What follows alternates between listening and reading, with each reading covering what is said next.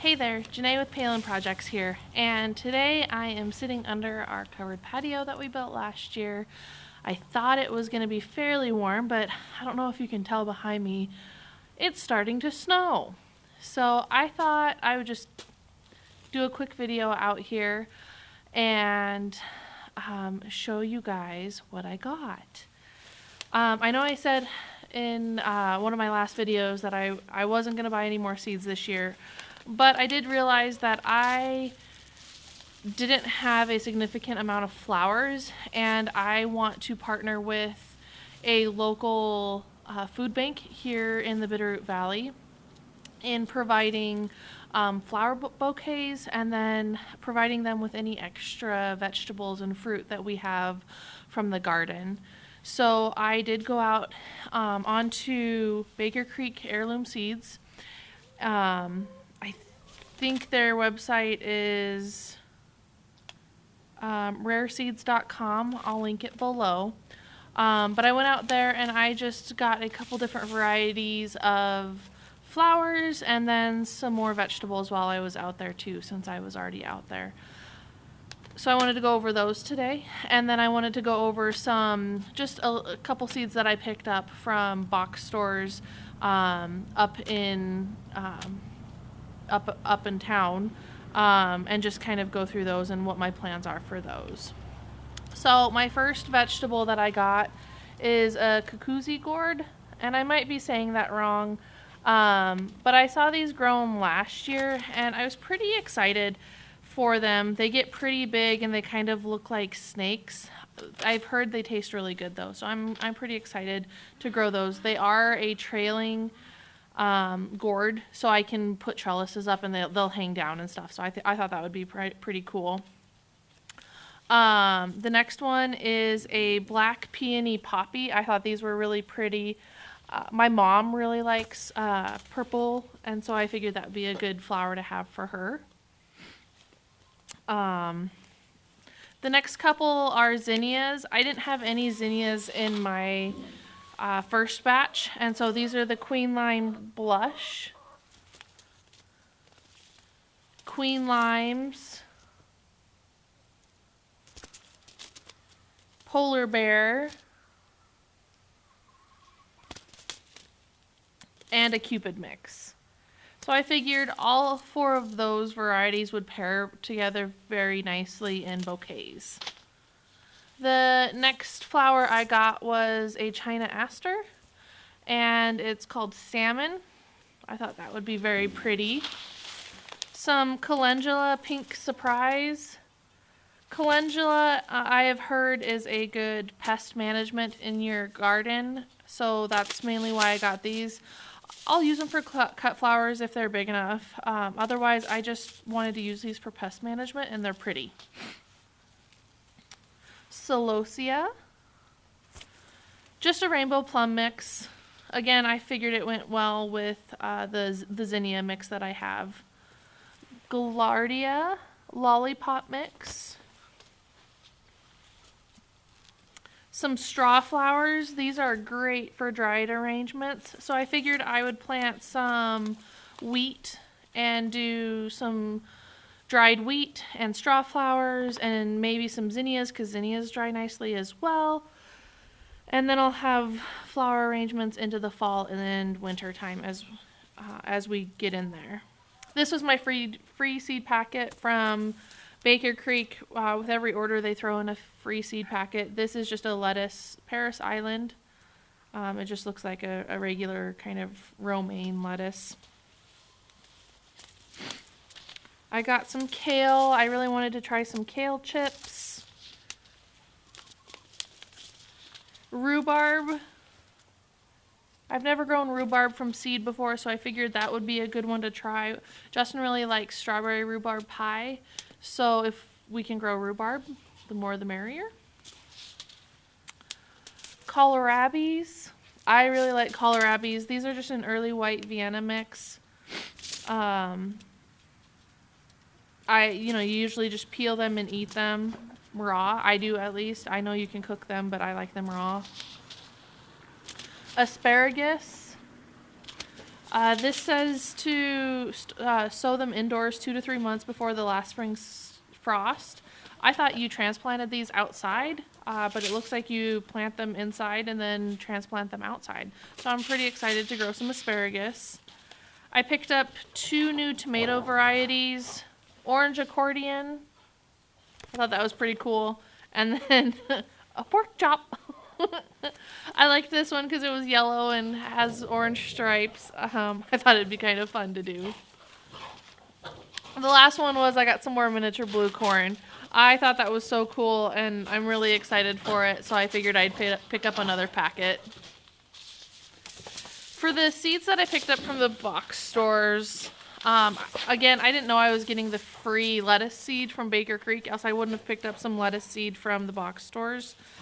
But I did pick up lettuce seed from there, some butter crunch, just a nice full head of lettuce. I got some microgreens to grow inside. I was kind of feeling the itch to plant some seeds, so I figured growing some microgreens would kind of curb that. Maybe in the next video you'll see me plant those.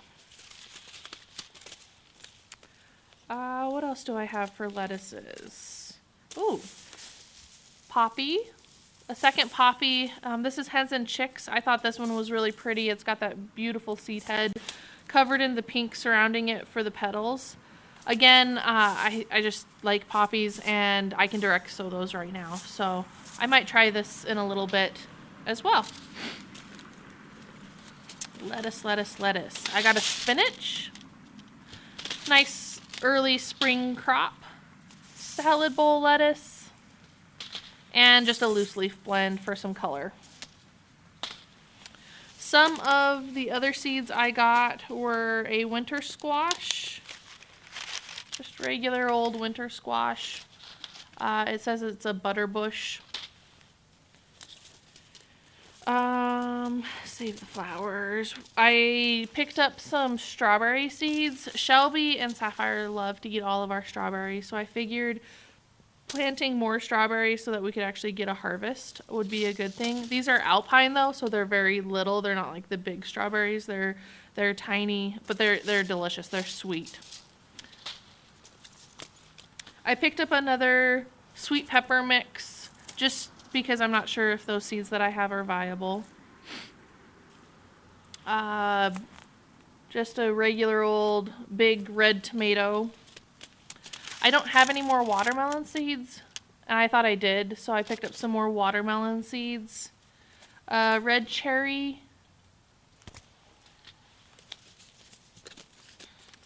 And last but not least, for the vegetables, I did pick up 3 different onions. I figured I would give onions another try this year. I've been researching how to grow onions from seed and found a couple different methods to grow them, so I figured, why not? I picked up a yellow onion, a sweet Spanish yellow, and then the red burgundy. So we'll see how those grow this year for me. For flowers, I picked up columbines, which are perennial, so they'll come back year after year. Dwarf dahlia mix. These are annuals in my area. They can be perennial, I believe, in some areas, but in mine they are an annual. Even if I dig them up, I've found that I haven't had a lot of luck digging them up and saving the tubers. I want to plant a lavender hedge this year in our front yard, so I picked up a packet of lavender along with an ornamental blue fescue. I'm pretty excited for the blue fescue. I think it'll look good in our back row. And then Shelby's in the back. I'm a huge fan of salvia. It is a great pollinator blend, or a pollinator flower. I have salvia all in my back row. I wanted to grow some more of it for our front row or our front lawn, so I picked up some seed to grow that. And then the last one is the reason why I told you guys in the first video to know your seeds. This is milkweed. And when I picked this up, I thought this was something that I could put into the fridge or just start normally maybe.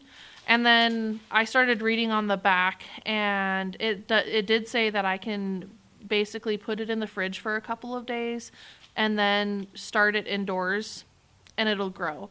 But you really should read the back of your seed packet and make sure that you don't run into a scenario like this where they do have to have a cold scenario. Chickens. The poppies do need to have a cold scenario as well, but I can direct sow those outside. I don't believe I can direct sow these milkweed seeds outside right now. It did say to sow in the fall, so I probably will just put these in the refrigerator for 3 to 6 days before planting for the springtime, whereas I think our temperatures will be low enough still for the poppies that I can just direct sow those out in where I want them. I will try and stratify those a little bit. Stratify just means putting them in the refrigerator in a cold place. So I'll try and stratify those and see if me starting those indoors will help them as well, along with kind of just sprinkling them out in the landscape. So that is for sure my 2021 seed haul. I don't plan on buying any more seeds. I feel like I have enough for what I want to do with my project with the food bank, along with our own needs and canning and preserving our own fruits and vegetables. I am putting together a spreadsheet, and I recommend this as well. So I'm going to basically go through all of my seed packets, put them into categories such as needing to be started indoors 4 to 6 weeks, 6 to 8, 8 to 10, 10 to 12, or direct sow. I think that will help me as well, because last year I started my seeds a little too early, and if that happens, you're really doing yourself a disservice. You think by growing them bigger that they would be okay, but take peppers for instance. If you don't start peppers at the right time and they get too big in their containers, then you're actually going to stunt their growth and you're not going to get any peppers out of them. So really, abiding by the seed packet as best as you can is my recommendation to you, and making sure that you're starting your seeds at the appropriate time. And I think that spreadsheet will help out. I'll give you a look at my spreadsheet that I've started. It definitely is not a comprehensive list of my seeds at this point in time, but as you can see, I have blocked out 4 or 5 different columns to show when and how I should be planting my seeds. Thanks for watching, and we'll see you in the next video. Bye!